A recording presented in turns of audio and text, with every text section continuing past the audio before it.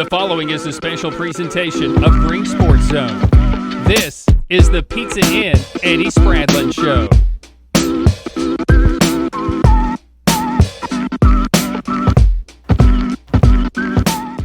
Welcome back to First Horizon's Green Sports Zone, and welcome back to this week's edition of the Pizza Inn Eddie Spradlen Show, where we cover everything inside of beautiful Burley Stadium with the Greene Devil football team. We'll recap last week's 49-0 win over Northview to help the Greene Devils start Region 1 4A with a 1-0 record, and we'll preview this upcoming week's game at Seymour. But first, as always, we need to get a word in from our sponsors first, so we'll be right back after this quick billboard to cover all that here on First Horizon's Green Sports Zone.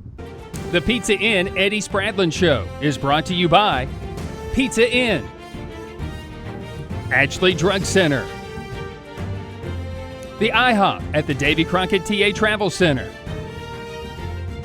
Gateway Ford Nissan, and by Tommy's Plumbing. Here's a twist on your typical banking options. What if instead of choosing between a big bank or a small bank, you had one bank that's the best of both? That's First Horizon. Big bank muscle with small bank hustle. Big bank convenience and small bank connection. When the best of big meets the best of small, you get it all. To help you on the road to your horizon. First Horizon Bank. Welcome back to First Horizon's Green Sports Zone, and welcome back to this week's edition of the Pizza Inn Eddie Spradlen Show, where we cover everything inside of Burley Stadium with the Greene Devil football team. As always, I'm joined here with Greeneville head coach Eddie Spradlen. Coach, how's it going today? Going good, man. Hey, it feels a little chilly outside now. It's starting to actually feel like fall weather. Yeah, a little chill in the air is nice, and get a big time win on Friday night and start the region play. Let's talk about that win too. 49-0 over Northview. Took a little bit to get the offense going and to get some points on the scoreboard, but once you did, everything kind of broke open. You were able to get that first touchdown by Maddox Bishop with a 50-yard rushing touchdown with a little over 3 minutes left in the first quarter, and everything went smooth after that. Talk about Friday night as a whole. Friday night, kind of what we talked about last week on the show. It's a different offense you're not used to. It's hard to get that speed that they run at and how they run it in practice. So defensively, that we struggled, but they were able to move the ball just 2 or 3 yards at a time, get the chains, move the chains and keep moving down the field. But we were able to get a stop, and then once we got that stop, like you said, they had it for about close to 7 minutes in that first quarter, just moving the chains, taking their time in the huddle. All the things that we talked about last week, but then we get the ball. I think 3 or 4 plays were in the end zone. So offense played really sharp. I think in the first half they only had like 15 plays for 35 points, so that was good. But excited how we played. One thing we talked about how we're going to handle coming off a big win in our first region game. And I thought the kids played hard again, which I was really proud of. It's scary to have the possibility of a letdown game like that.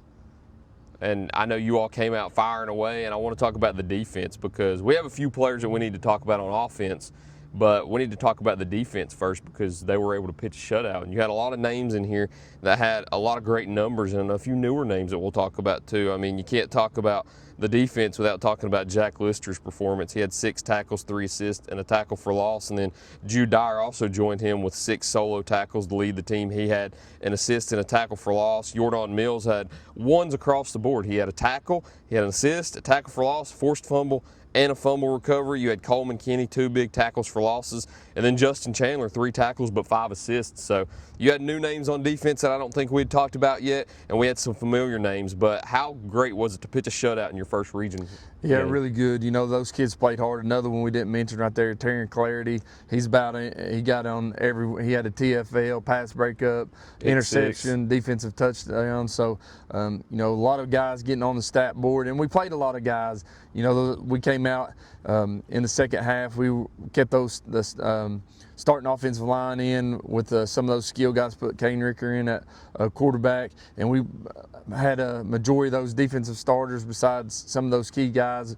We didn't play those starting D tackles and Zay at corner, but we played a lot of those starting guys at defense just to get a little extra. We got to get a stop. I want you to come out at halftime. We got to be used to doing that early in the season. So a lot of people on the stat board, but really proud of how hard they played defensively. Yeah, Taryn, I was going to save him to have his own segment again because I think he's had his own throughout the first 3 games of the year with that big scoop and score last week.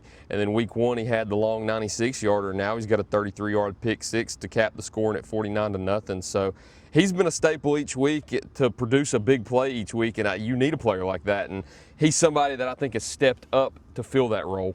Yeah, he's a guy that just, when you got him and Zay at corners, you got to decide which poison you're going to get at, try to throw at. But they, both of them are playing really good football, can play really good man coverage stuff, good in zone. And you're going to talk about defense, you better talk about Kane Ricker and Maddox Bishop. They are playing really good at safeties. Kane came up, make some big-time tackles, as well as Maddox did. I believe they both had some TFLs, so both of those guys are playing really good in secondary. That's a pretty good secondary with those guys in there flying around. And, a big thing we preach is, getting to the football, trying to get 11 hats to the football, and another really good job of that on Friday night. And then Kane also had a touchdown, a 16-yard rushing touchdown.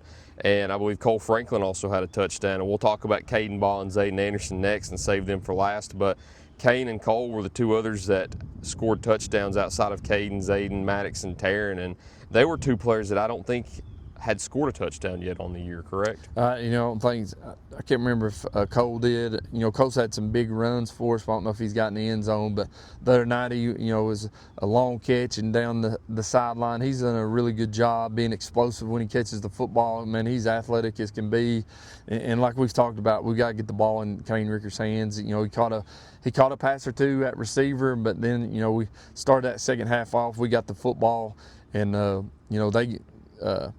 Northview they won the toss and they wanted the ball, try to keep it out of our hands, and they did, like I said, they did a good job that first half after the game. Coach Anderson said we did everything we could on that first drive to try to keep you off the field, and they did hats off to them. They did a great job right there. But we come out in that second half, we start off on that offense. We're going to go with Kane and get him some with that first group, and he runs the ball really well, and he did a good job throwing the football. And those guys have been explosive, and excited to see them get in the end zone. And I want to talk about Caden Ball and Zayden Anderson. Usually they're the first players that we talk about because of the stats that they put up. Saved them for last this week. Caden Ball, terrific night passing. We've talked about it before where you almost can't have a better night passing than he's had so far this year. Well, you literally can't have a better night than he had. He went perfect in the first half, 10 for 10, 197 yards, 2 touchdowns. 4 rushes, 38 yards, and 2 touchdowns there also, combined for 4 total. And then Zayden, 6 receptions on 6 targets for 120 yards and a touchdown. That's a dynamic duo that we had talked about all the way back to the preview edition 4 or 5 weeks ago. And you're starting to see the fruits of their labor now in region games where it matters most after Zayden had kind of a quiet week last week with Upperman. And man, he really broke it open this week with Northview. Yeah, for sure. You watch our Upperman game, and you got to figure out we better stop the run. Well, you try to get more guys in there in the box, then you got all those guys out on the edge that we can get the football to. So we got to get Zay the ball. We talked about that, and then Ron asked me about that before the game. And the bigger the games, we got to make sure he's getting the ball. He touched it 6 times, and he's on a kickoff return. They got some punt returns to him. We're just any way we can get him the football opportunity to make a big play when he touches it is always good. So, and then he was Coach Martinez, the defensive back coach from Tennessee, was here watching the game. So he had to show out for that for real for us. So, but he did a really good job. And Caden, anytime you can go, I think Morristown he went 6 for 6, and he 10 for 10 this past Friday night. So that's pretty good passing percentage when you can throw it that many times and complete those. But man, them guys are putting in a ton of work. They come in some on their own, throwing on Sunday evenings a lot. And we've been the past 2 Thursday mornings. We're going to throw it close to 20 times during our pregame stuff, and they're running around. Everything's live, and they've been 100% the past 2 Thursday mornings, and that hard work's paying off in the game. Hey, it looks like at this point, it looks like he almost can't throw an incompletion if he's going perfect on Thursdays and Fridays. But looking to go to Seymour this week and get another win, looking for another shutout and looking for a big win on the road this week with them. Before we talk about that, as always, we need to get a word in from our sponsors first. So We'll take a quick break. Stay with us. Stay tuned after that, and we'll cover the game with Seymour here on First Horizon's Green Sports Zone. Here's a twist on your typical banking options. What if instead of choosing between a big bank or a small bank, you had one bank that's the best of both? That's First Horizon. Big bank muscle with small bank hustle. Big bank convenience and small bank connection. When the best of big meets the best of small, you get it all. To help you on the road to your horizon. First Horizon Bank. Pizza Inn presents I Ate at Pizza Inn. I ate pizza at Pizza Inn. I ate a salad at Pizza Inn. I ate pizza! I ate it all. Hi, I'm Kyle, and I'm inviting you to come and enjoy Greeneville's favorite hometown pizza, pasta, salad, and dessert buffet for just $8 all day, Monday through Friday. And then you can say, "We all ate at Pizza Inn." Tommy's Plumbing has been in business for 30 years, and we're still growing because we treat our customers like family. We are proud to do any job from kitchen faucet installation to a complete home repipe. Tommy's Plumbing offers warranties on most products installed by our technicians. When the job is done, our friendly professionals make sure to clean up. We invite you to visit our new showroom in Jonesboro to see our quality products for yourself. Tommy's is the only one to call when you need a fast, reliable, professional plumber in the Tri-Cities. Win or lose, it's a family tradition.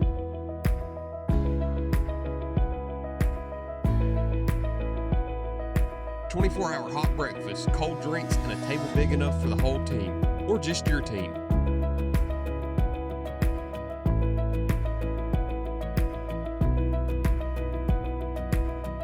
IHOP at Davy Crockett Travel Centers. Breakfast that brings you back. Open 24/7 right off I-81, exit 36. Welcome back to First Horizon's Green Sports Zone, and welcome back to this week's edition of the P10 Eddie Spradlen Show, where we cover everything inside a beautiful Burley Stadium with the Greene Devil football team. As always, I'm sitting here with Greeneville head coach Eddie Spradlen. So you pick up that first Region 1 4A win over Northview here at Burley Stadium. Now you're going on the road to Seymour, looking to pick up another Region 1 4A win. What's it going to take this week to get it done on the road? You know, we're going to have to come in there and play with the same intensity that we've been playing with. You know, a much improved Seymour team, you know, not been on our schedule the past 2 years when they went to the different region.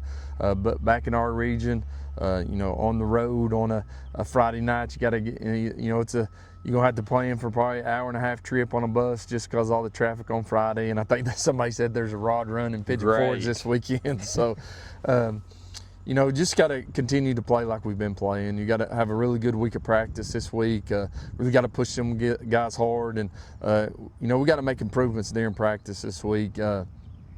You know, like I said, I felt like we played good on Friday, but we got to continue to get better each week. You know, can't stay the same. Got to continue to get better each week, and you got to go down there, and we've got to really take care of the football for us to have some success. Like you mentioned, you hadn't had Seymour on your schedule in 3 years now, as they took 2 years off and went into Region 2, but they're back now. Tell me a little bit more about their offense and defense and what you can expect when you take the field opposite of them. You know, they're going to spread it out. A lot of RPO stuff. You know, they're 3-by-1, 2-by-2 all the time. You know, got a good quarterback, left-handed quarterback that throws a good football. Hard-nosed running back that's going to run hard. A couple of really good receivers. They got a good-sized offensive line. So it'll be a good challenge for us. You know, see somebody. You know, you come in this week or this past Friday, they're going to run it about 95% of the time. It's going to be more take advantage of what's open, either run pass option. So it'll be a good look for us to continue to see what we're going to see the next couple of weeks, because, you know, Sylvan East is going to throw the football a lot, and so will Sevier County. So it's a good opportunity for us. Defensively, they're going to be a four-man front, try to stack the box to get as many guys in there, try to stop that run again, and at the same time, it'll hopefully open up some passing stuff for us. And I know the offense has been clicking on all cylinders. You score 49 against Northview, and you score 41 against a very tough Upperman team. And going back to game one, you put 35 up on Morristown West in one half of football. So the offense has been clicking, as I think everybody expected. Even though you lose a lot on offense, you get a lot back that have had experience before. So with the offense that you've produced in 3 games so far, what's it going to take to keep that same production going? It's going, like I said, it starts in practice. You got to have a really good practice, push those guys hard this week.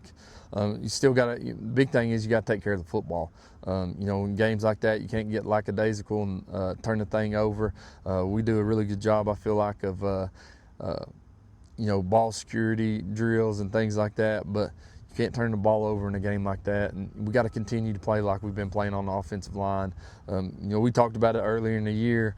Early in the season, we're going to have to rely on that offense because of all the returners that they have, and young on defense, but that defense has continued to play hard. We've got some guys banged up. We're really thin at linebacker right now, but the next guys keep on stepping in and playing hard for us. And I know the favorite question of every week when we get to the end of the interview, I have to ask, when you play Seymour this week, you got 3 keys to the game that you need to carry out to get the win. What are they this Friday night? First, I'm going to say we got to continue to get better on special teams. We let a guy get through on PAT. Really, the past 2 weeks, we've changed some guys in there, and then they didn't do as well. So, that's on me. I'm going to take that, and we're going to get better at special teams, especially at PAT. Scoring a lot of points, people's trying to come hard out there, and we let a couple guys get through. So we're going to have to make some changes there, but we got to be good in special teams each week for us to be the best football team we can be. And then second, we got to make sure. Like you talked about a minute ago, we can't turn the football over, and we got to win on the offensive line. And you gotta have that same mentality week in and week out, that you're gonna come in and nobody's gonna stop us on offense. We're not gonna punt the football. That's our mindset. Don't punt. We'll continue to have that for us to be successful. And the third one, we got to have some guys step up. The other night, some guys stepped in there and made some big plays, but we got to continue to have guys step in there in these region games and build depth, because in big games, you're going to have a lot of depth for us to be able to have a chance, especially when you're playing the bigger schools. And, we get in the 4A playoffs. Everybody that we're playing in the playoffs is going to, for the most part, going to be a bigger school than we are. We're under 900 kids going to school here right now, so we're considered a smaller 4A school. So we got to build that depth. I don't care if it's freshmen to sophomore, juniors, whoever it is. We got to have some guys step in and provide some depth for us. You're on the road this week, so we can't tell people to come out to Burley Stadium this week and get here early, but hopefully we see a big crowd at Seymour on Friday night. Greeneville always travels well, so hopefully we see a large crowd of green in the stands on Friday night. Oh, for sure. Come out and support us. I think girls soccer's playing in Pigeon Forge, Gatlinburg this weekend, so you can get a whole weekend of fun down there. There you go. You can get a taste of both football and girls soccer, 2 of the best programs here at Greeneville High School. But from Greeneville High School, I believe that's all we've got, unless you've got anything else to add. Go Devils. That's all I got, man. Appreciate it once sir. again. The sun's out, but it feels better out here this week. Hopefully it feels this way on Friday night, and we start feeling like fall weather on Friday nights. But that's all we've got this week from the Pizza and Eddie Spradlen Show. Thank you all for watching. We look forward to seeing you next time here on First Horizon's Green Sports Zone.